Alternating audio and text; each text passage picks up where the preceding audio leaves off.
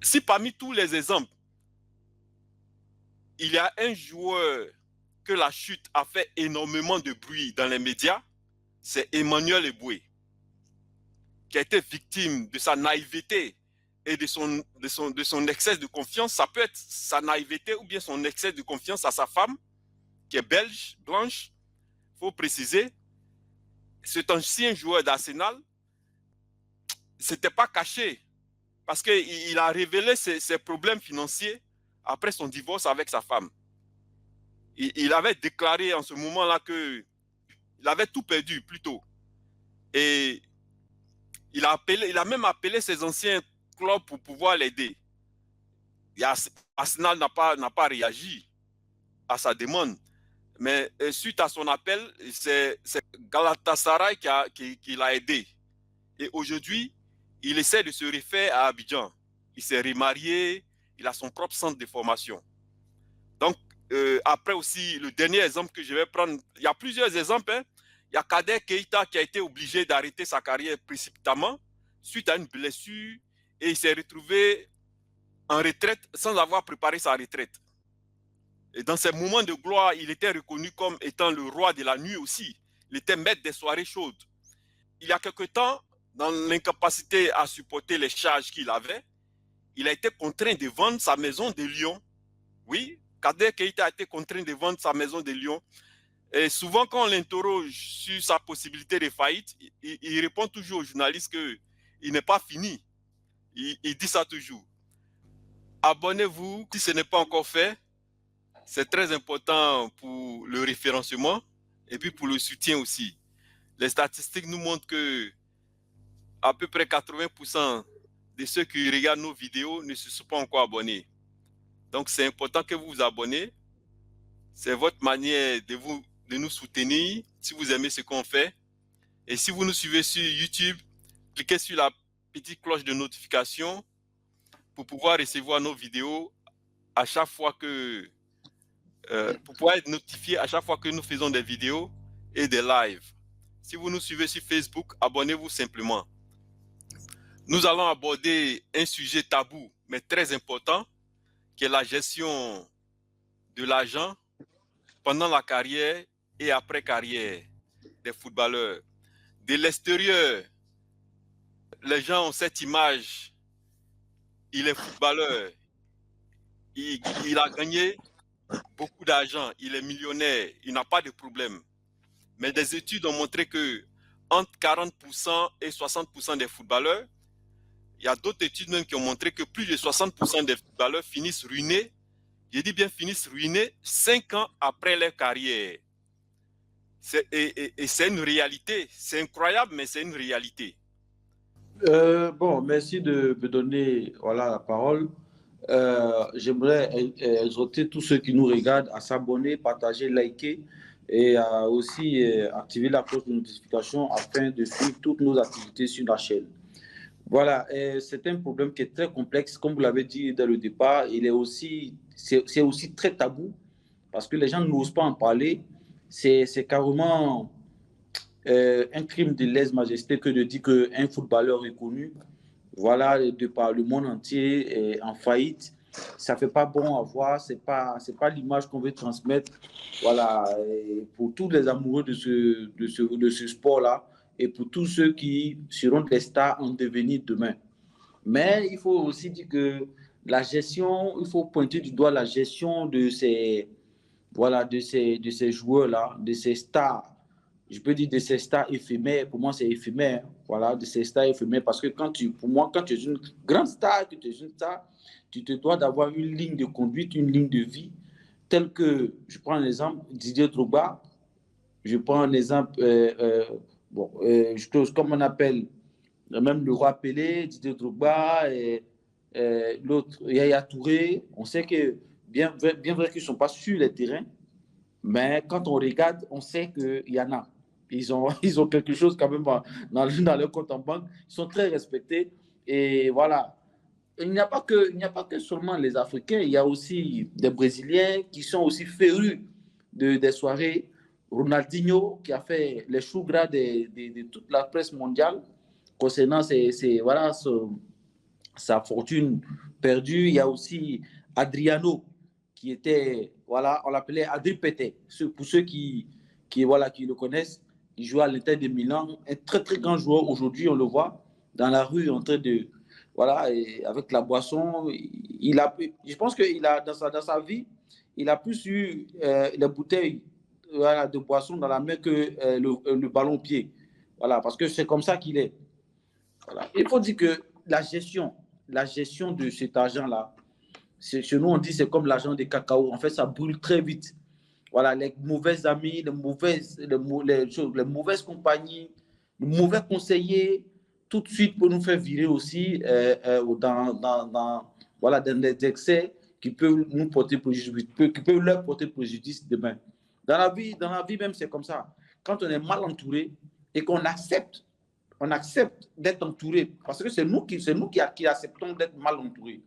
Parce que tout de suite, avec les conseillers, avec l'éducation, on doit savoir faire la part des choses entre ce qui est bien pour nous et ce qui n'est pas bien. Il faut se mettre j'interpelle les jeunes, ceux qui vont devenir footballeurs, ceux qui sont footballeurs, voilà, ceux qui nous regardent. L'argent de football, là, c'est pour investir après, parce que ça ne dure pas, comme le dit Franck. Une carrière est vite arrêtée après une blessure que vous n'avez même pas le temps même de réaliser que vous avez été footballeur. C'est sur un claquement de doigts comme ça. Chaque jour, vous mettez votre santé et votre carrière en jeu sur les terrains. Donc, quand vous avez quelque chose, nous sommes conséquents, il faut l'investir pour l'après-carrière. Voilà, ou soit envisager une reconversion. Là, pour le moment, je m'arrête là et le sujet est très passionnant. Il y a beaucoup de choses à dire. Donc, je vous laisse revenir également. La vie des joueurs de football est très prisée durant leur carrière. Mais à la retraite, beaucoup d'entre eux se trouvent confrontés à de gros problèmes financiers parce qu'ils n'ont pas su gérer leur argent. De nombreux footballeurs professionnels qui ont connu des carrières réussies sur le terrain ont fini par tomber dans la pauvreté après leur retraite sportive. Et les raisons sont multiples, hein. On va parler de ces raisons aussi. Mais la pauvreté après carrière des footballeurs est un problème réel. C'est vrai qu'on n'en parle pas et c'est un problème complexe qui peut toucher n'importe qui, quelle que soit leur notoriété et leur réussite sportive. Ça surprend beaucoup de gens si on dit que les footballeurs finissent ruinés 5 ans après leur carrière. Les gens ne comprennent pas, des gens qui ont reçu souvent des millions d'euros pendant leur carrière, mais c'est une réalité. C'est ce qui fait qu'on n'en parle pas beaucoup ou bien les gens ne savent pas ce qui se passe. C'est parce que ces footballeurs-là, quand ils finissent ruinés, ils ont honte de dire ça. Il y a seulement 1 ou 2 ou 3 qui ont dit ça ouvertement. Donc, la majorité ont honte de rendre ça public. Voilà pourquoi c'est un problème que beaucoup de gens ne sont pas au courant de ça. Oui, très brièvement, je veux dire, bon, ça touche tout le monde, hein, que ce soit africain, européen. D'abord, bonsoir à tous, bonsoir aux gars du chat, partagez, likez, c'est très important. Donc, comme je disais, voilà, ça touche tout le monde, hein, c'est pas seulement les Noirs, même les Européens, les Blancs, ça les touche aussi. La preuve, il y a un ancien joueur de Monaco, là, Gouli ou bien je sais pas trop quoi, là, j'ai un peu oublié son nom. Il a eu le même problème, mais lui, je pense qu'il s'était fait anarquer. Et après sa carrière, bon, il n'avait plus de sous de côté, c'était compliqué pour lui. Ludovic Julie, oui. Merci.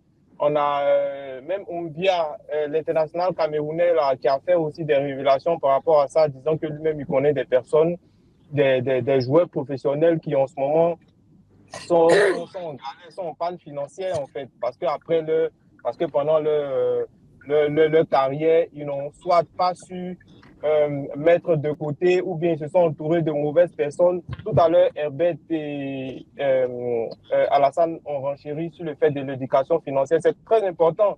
Moi, il y a des exemples qui sont palpables. Je prends le cas de CR7 qui gagne beaucoup d'argent dans sa carrière et qui réinvestit dans beaucoup de choses. Il a des hôtels un peu partout, il a son musée. Donc, c'est un exemple de réussite. Mais si aussi, pareil, il achète des biens immobiliers, il a des appartements un peu partout, il achète des voitures de collection, tout ça, c'est de l'argent. Tout à l'heure, Herbert a parlé de Eboué Emmanuel. Moi, je pense que Eboué Emmanuel, c'est un cas atypique. lui, c'est un cas vraiment, vraiment atypique. Donc, bon, en somme, c'est ça, quoi. L'éducation financière, c'est très, très important. Aujourd'hui, on voit un autre exemple comme Mbappé qui est en train de construire vraiment une vraie multinationale autour de lui. Il est en train de préparer son après-carrière comme ça parce qu'il a vraiment un bloc. Il a vraiment toute une équipe qui travaille pour lui. Je pense près de 30 personnes qui travaillent exclusivement pour lui. Donc, il s'inspire aussi du modèle américain pour pouvoir sortir la tête de l'eau, ne pas finir comme d'autres joueurs, comme Ronaldinho, qu'on fait n'importe quoi, ce genre de choses-là. Donc, voilà quoi, c'est un peu ça. Mais on prend quelques exemples qu'on connaît. Par exemple, le Camerounais Eric Djamba Djamba. La descente aux enfers de ce joueur-là, de cet ancien joueur de Manchester, a été rendue publique quand la presse anglaise a affirmé pour la première fois qu'il était incapable de payer 600 000 € au fixe suite à un mauvais investissement qu'il a fait dans l'immobilier. Ça, c'était officiellement la cause de sa chute. Mais dans les coulisses, les révélations avaient pointé sa mauvaise gestion durant sa carrière. Ils avaient dit, par exemple, qu'il était le roi de la nuit. Il était parrain de toutes les grandes soirées à Douala, c'est un Camerounais, à Paris, même à Abidjan. Donc, actuellement, il vit dans la grande discrétion. Il se débrouille pour survivre. Il y a aussi l'exemple du Nigeria, du joueur nigérien qui s'appelle Wilson.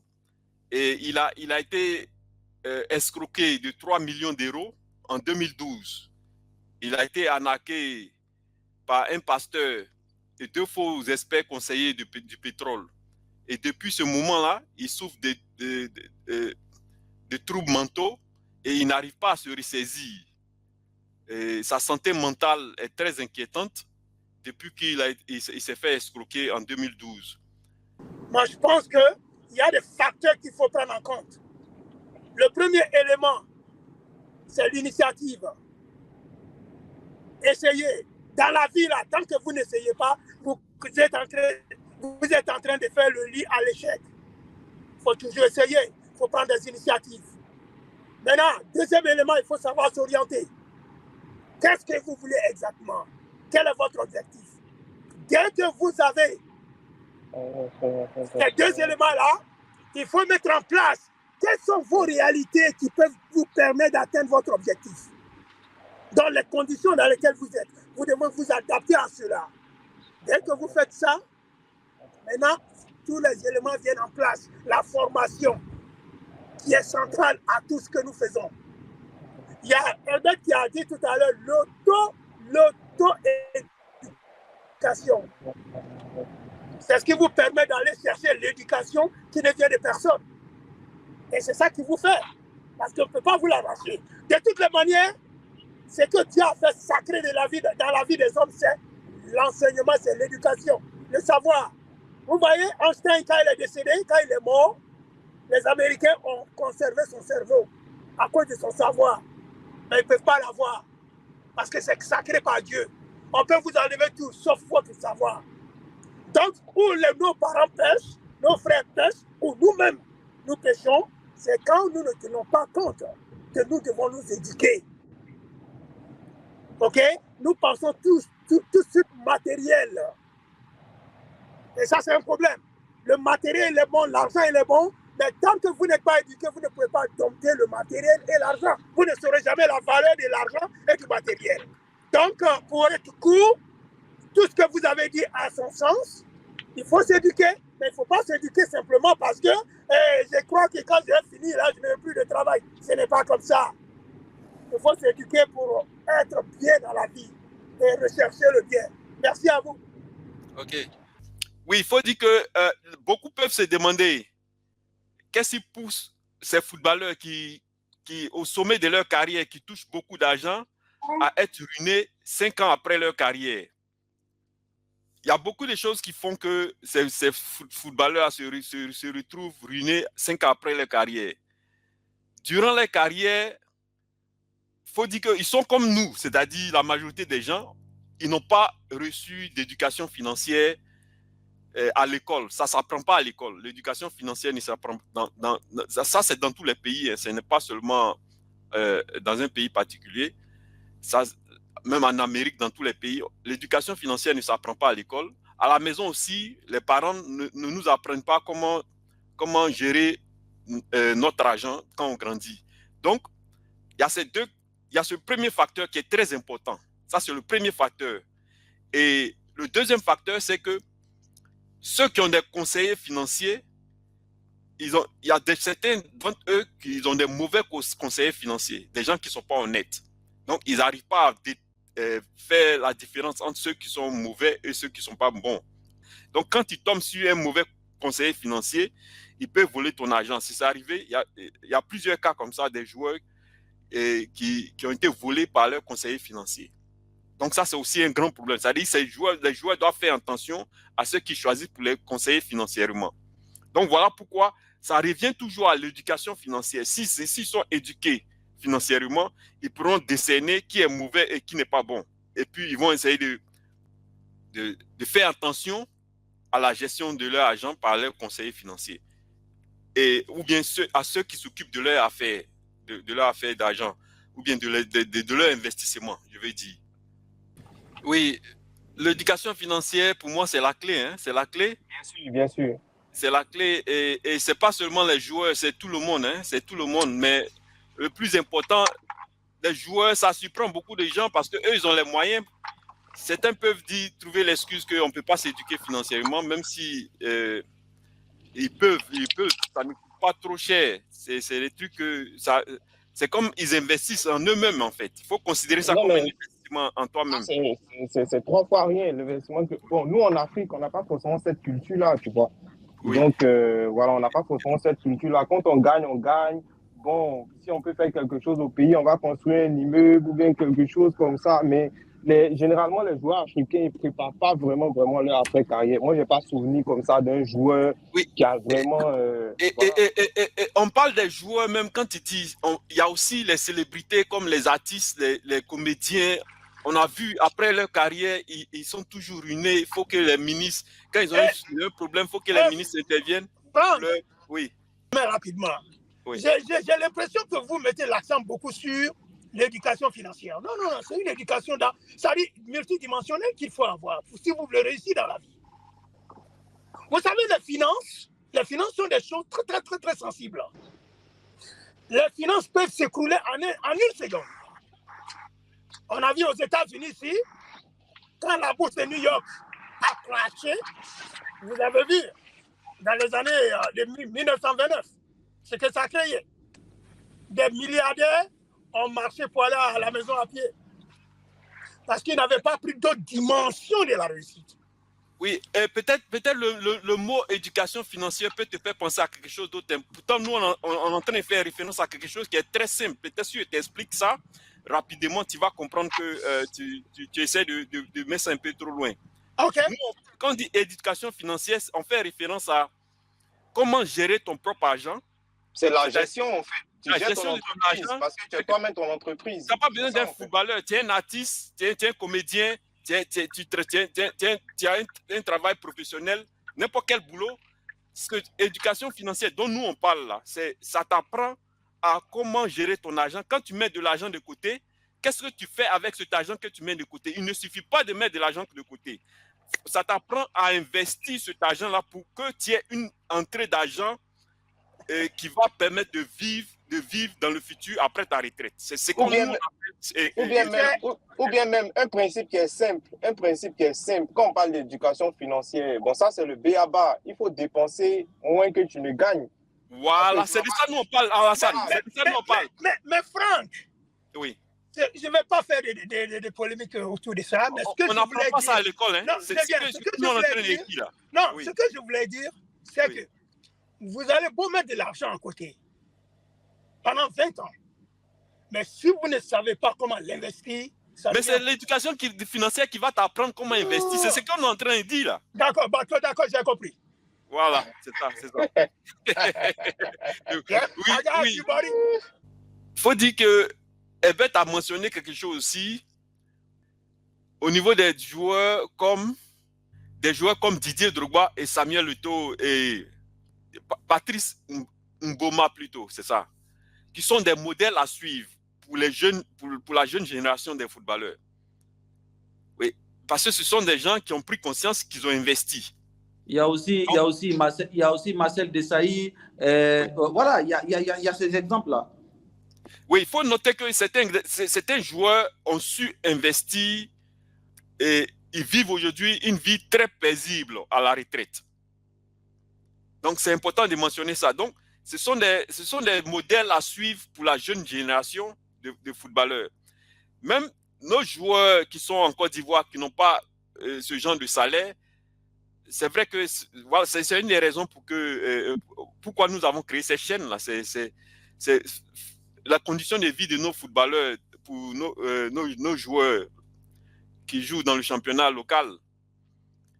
C'est important qu'on augmente les salaires, c'est important qu'ils vivent avec des salaires décents pour pouvoir, parce que la vie d'un footballeur ne tue pas. Donc, s'ils n'ont pas de bons salaires, ça serait difficile pour eux aussi de mettre de l'argent de côté pour pouvoir investir. Mais l'idée ici, c'est de tirer l'attention sur ça, parce que c'est un problème. 60% à 80% des footballeurs qui finissent ruinés 5 ans après leur carrière, c'est vraiment inquiétant. Ces footballeurs ne veulent pas parler puisqu'ils ont honte. Ils ont honte. Certains comme Eboué, ils ont eu le courage de venir dire, c'était une manière aussi d'interpeller certains joueurs pour dire qu'il ne faut pas qu'eux aussi vont commettre la même erreur. Oui, là il y a je ne sais pas, c'est Théo Coco qui dans le chat qui a mentionné le cas de Alex Song. Vous savez, c'est un cas qui est très intéressant parce que dans un live, voilà, il faisait un live, il a été invité dans un live où il a expliqué ce qui s'est passé. Et regardez comment ces footballeurs réfléchissent. Il a dit que Thierry Henry avait un bolide qui roulait. Il avait un bolide là. Donc, lui également, vu que Thierry Henry était le seul à avoir ce bolide là, je ne vais pas dire le nom. Voilà, mais c'est une marque anglaise. Ça commence par B. Vous savez de quoi je parle. Voilà.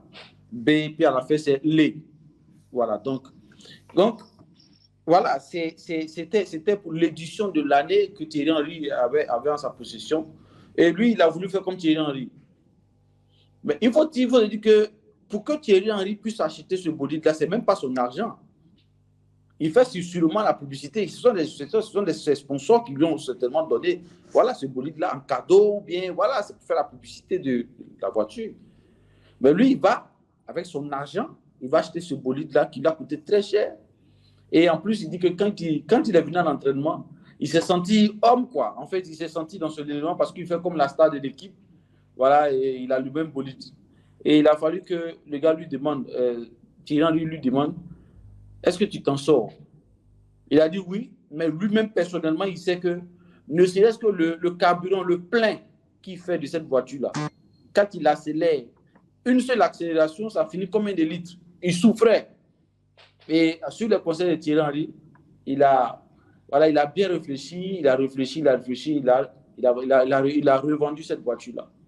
Vous voyez, c'est comme ça. C'est le matu vu, c'est le suivisme, c'est le fait de vouloir faire comme l'autre. Non. Sachez que les joueurs africains, moi je vais vous dire, ceux qui fabriquent votre argent là, c'est ceux-là. C'est eux qui se mettent le tampon dessus, puis ça vient chez vous. Donc quand on dit chez nous, pour parler comme chez nous, l'argent ça dort chez eux. Donc tu ne peux pas rivaliser avec ceux-là. Ils ont des sponsors que vous n'avez même pas. C'est comme quelqu'un qui vient aujourd'hui qui dit non, que Drogba il est méchant, Drogba il est avare, des choses. Emmanuel Adebayor, regardez ce qui se passe avec Emmanuel Adebayor. Et regardez comment est-ce qu'il est vilipendé par les Togolais, il est insulté par les Togolais. Est-ce que vous voyez à combien d'Africains vivant en Europe ont eu l'aide de manière Adebayor? On n'en compte même pas. Il a même dit dans un live que chez lui à la maison, sa maison était ouverte à tout le monde. Même si tu n'as pas à dormir, tu viens, tu dors. Mais aujourd'hui, parce qu'il n'a pas su. C'est vrai qu'il peut avoir quelques économies, mais ce n'est pas comme ça. Parce qu'Emmanuel Adebayor, il a joué un jour au Real de Madrid. Il a gagné beaucoup d'argent. Et les Togolais n'en ont pas vu ses réalisations, rien du tout. Aujourd'hui, quand il fait un live sur TikTok, je vous dis que ce sont des injures. Il se retrouve également aujourd'hui, il se rabaisse à répondre à tout le monde. Donc, le citoyen lambda vient, il insulte. Ça fait pitié. J'ai regardé un live où ça faisait pitié. Il ne comprenait pas ce qu'il disait en togolais, mais ça faisait pitié. Jusqu'à ce qu'il revendique, oui, le fait d'être nigérian, qui n'a rien à faire du Togo. Vous voyez ce genre de choses-là? Non. Il faut construire sa carrière. J'ai vu dans le... Il faut avoir des conseillers financiers. Hormis ces conseillers financiers, il faut avoir des économies. On parle des conseillers financiers. Oui, lui, il vient pour te... Voilà, même s'il a monté une société écran pour voir, ça, c'est autre chose. Mais toi-même, tu dois avoir une économie. Et regarde d'où tu viens. Tu es africain, tu sais d'où tu es parti. Aujourd'hui, on prend un joueur de l'Africa qui ne gagne même pas 400 000 francs par mois. Aujourd'hui, quand on va lui donner 1 million, vous allez voir ce qu'il va faire à Abidjan. Il ne va même pas vouloir même épargner même 70 000. Parce qu'il s'est dit, non, ma carrière est longue, demain je vais en voir, demain je vais voir. À force de remettre les choses à demain, on trouve malheur en chemin. Et c'est ce qui se passe. C'est ce qui se passe avec le footballeur africain. Aujourd'hui, quel est le footballeur qui peut dire que Drogba est ruiné, qui peut dire que, chose comme on appelle, Wanko Kanou, qui a arrêté le football depuis fort longtemps, il est venu en jet privé pour venir regarder la finale de la CAN. Ouais, je vous dis, en jet privé pour venir regarder la finale de la CAN. Regardez les joueurs nigérians, ils investissent. Ils savent chercher l'argent. Ils savent investir également dans leur pays. Et ils font des déplacements judicieux. C'est ce qu'on demande. La jeune génération ne doit pas se fier aux nouveaux vêtements, aux nouveaux... Et regardez, quand on invite Karim Benzema sur un terrain, on laisse Benzema, on invite Olivier Giroud sur un terrain. Comment est-ce qu'il s'habille pour aller sur un plateau? Mais la fois dernière, j'ai vu une vidéo où ils ont invité Canal+ a invité Aubameyang. Mais il avait les strass, les paillettes sur lui partout comme un sapin de Noël. Oui, voilà. Ça c'est... Pour montrer qu'il a l'argent. Sa voiture est plaquée or. Oui, c'est vrai. Mais... Il a une voiture, là, je ne dirai pas le nom parce qu'il ne nous paye pas pour faire la publicité. Voilà. Il est plaqué or. Les Congolais, toi, tu les connais pour ça, c'est oui, c'est Congo, Gabon, tout ça, c'est la même chose. Oui. C'est la même chose. Et regardez, dans une équipe, c'est toi, tu as Arsenal, ta voiture est plaquée or. Tu viens, cette même voiture te suit partout. C'est pour dire quoi? Vous pensez qu'il a plus d'argent que Beckham? Mais Beckham est sobre. C'est vrai qu'il a des yachts, il a des trucs, mais c'est sobre. Beckham vient, c'est vrai qu'il a tout ce qu'il fait, c'est en publicité, mais il est sobre. On a vu Drogba, il n'y a même pas une marque de vêtements sur son habit, c'est sobre. Ce sont des exemples à suivre. Moi, je pense que ces jeunes-là doivent aller vers ces personnes-là qui sont mûrs, qui ont compris la chose. Ils ont mûri la chose. Vous m'avez expliqué quelque chose une fois. Les gens comme les Drogba, M. Didier Drogba, ce sont des gens qui sont avant-gardistes. Avant-gardistes plutôt. Ils réfléchissent à ce qui peut marcher demain et ils le font aujourd'hui. Il a créé sa chaîne qui était, je ne sais pas si c'est didierdrogba.com, n'est-ce pas? Oui, c'était on regardait partout. On passait regarder ses vidéos. Il n'y avait même pas encore TikTok. Il n'y avait même pas encore. Oui, les réseaux sociaux. Il n'y avait même pas encore tout. Voilà, tous les canaux qu'on passe aujourd'hui pour regarder ces vidéos, on n'avait même pas ça. Mais il a créé quelque chose. Il a créé des millions sur des millions d'abonnés. Il en a gagné parce qu'il a compris que sur YouTube, ça payait. Mais qui le savait? Il faut partir à la recherche de l'information, à la recherche de l'argent. L'argent, ce n'est pas seulement sur le terrain, il y en a aussi en dehors. Regardez Marcel Desailly.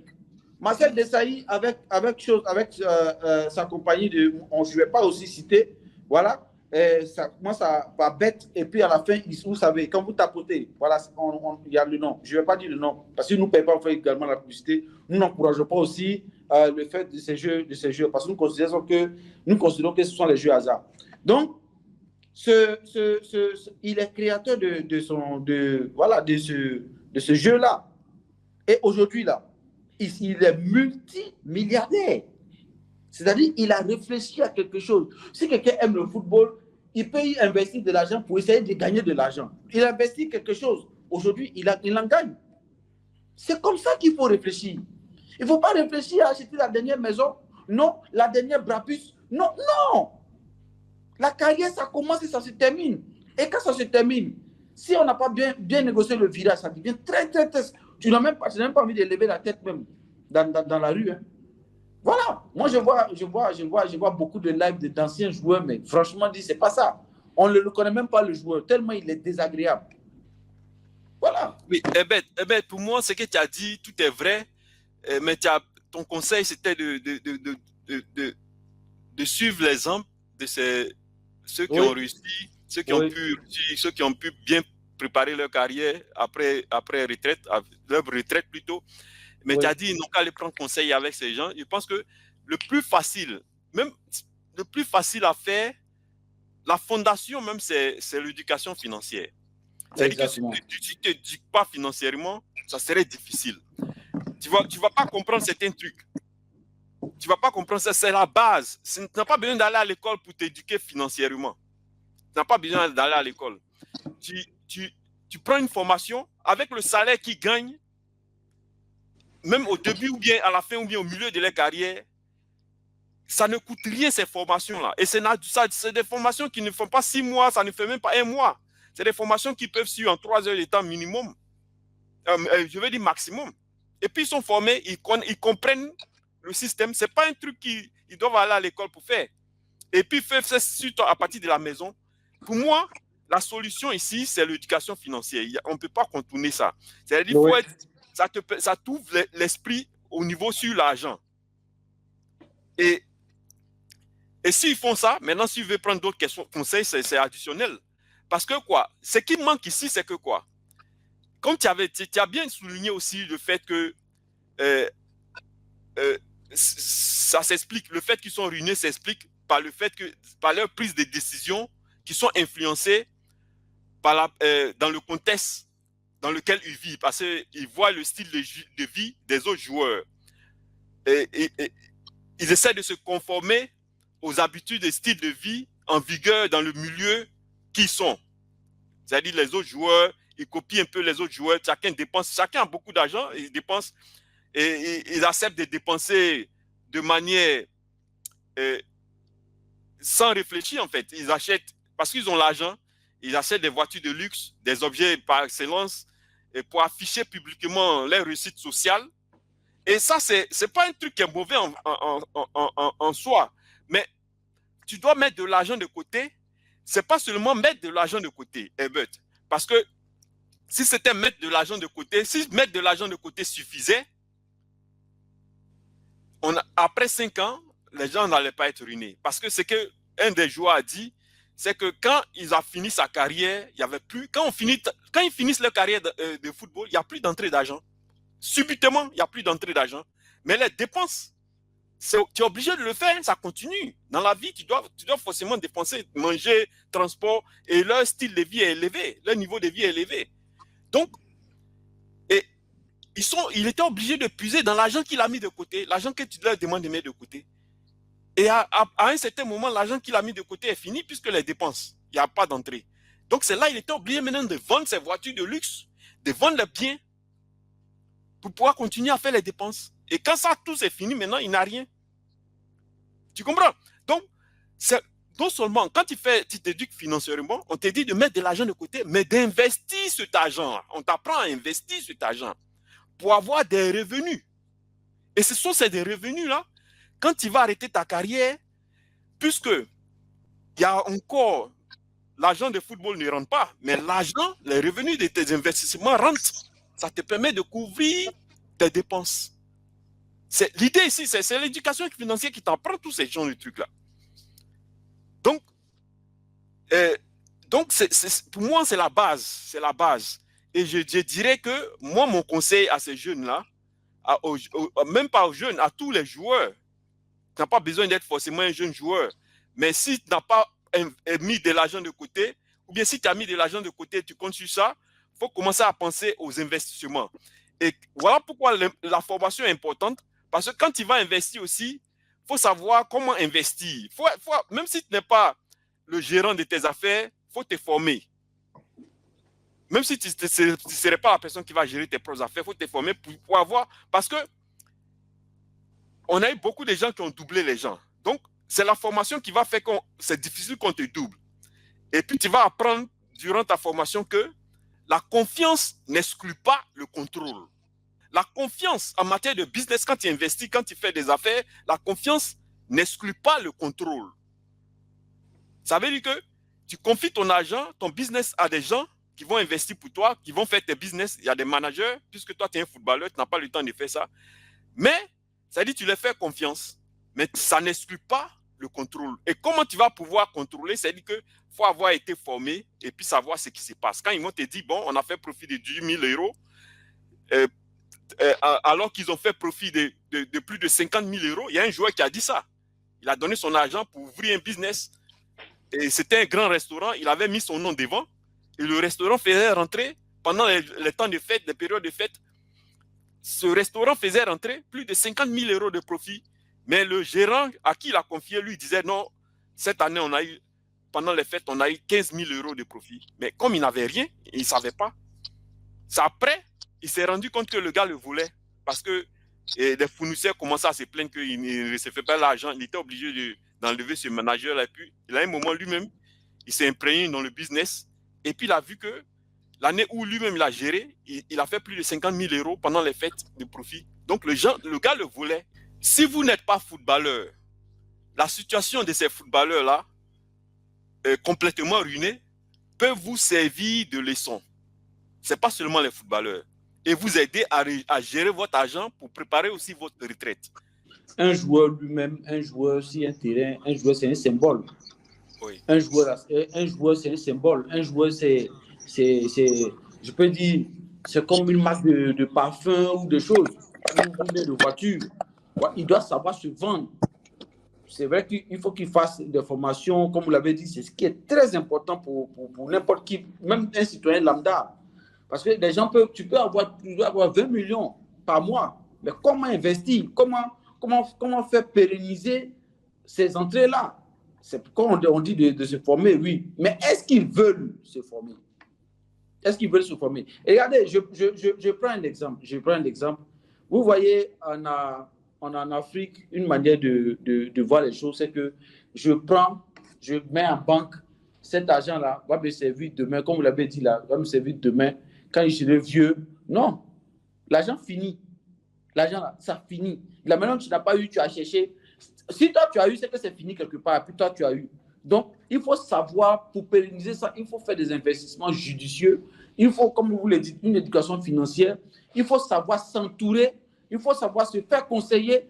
Et au final, la décision nous revient à nous de faire le bon choix. Parce que c'est ça. Regardez Emmanuel Eboué. On lui donne un document, sa femme lui donne un document à signer. Il ne lit même pas le document. Il appose sa signature, il lui le donne. Il ne lit pas. Il faut aller à l'école. Quand on vous dit footballeur, même quand tu donnes le micro, là, il faut savoir se vendre, même lors des interviews, il faut savoir se vendre.